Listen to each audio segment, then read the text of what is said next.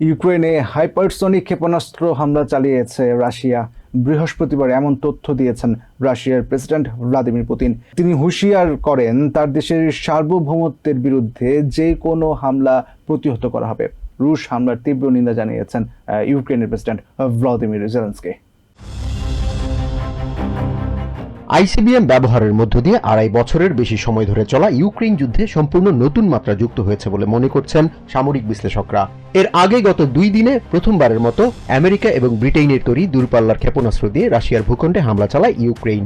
এদিকে রাশিয়ার president Vladimir Putin দেশের সার্বভৌমত্বের বিরুদ্ধে যে কোনো ধরনের হামলা প্রতিহত করার ঘোষণা দিয়েছেন। রাষ্ট্রীয় টেলিভিশনে দেওয়া ভাষণে পুতিন বলেন, আমেরিকা এবং ব্রিটেনের সাহায্যে কিয়েভের দূরপাল্লার ক্ষেপণাস্ত্র নিক্ষেপের জবাবেই আইসিবিএম ব্যবহার করা হয়েছে।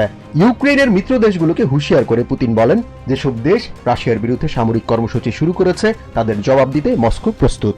অন্যদিকে আইসিবিএম ব্যবহারের মাধ্যমে হামলা পরিচালনার তীব্র নিন্দা জানান ইউক্রেনের প্রেসিডেন্ট ভলোদিমির জেলেনস্কি। তিনি বলেন, আইসিবিএম ব্যবহারের মাধ্যমে পুতিন ইউক্রেনকে দূরপাল্লার ক্ষেপণাস্ত্র পরীক্ষার ক্ষেত্র বানিয়েছেন।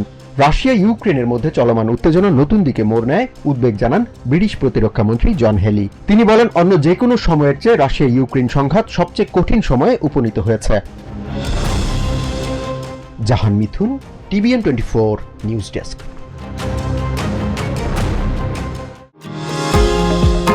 নিউ ইয়র্ক থেকে সম্প্রচারিত টিভিএন 24 টেলিভিশন বিশ্বজুড়ে বাঙালির কণ্ঠস্বর।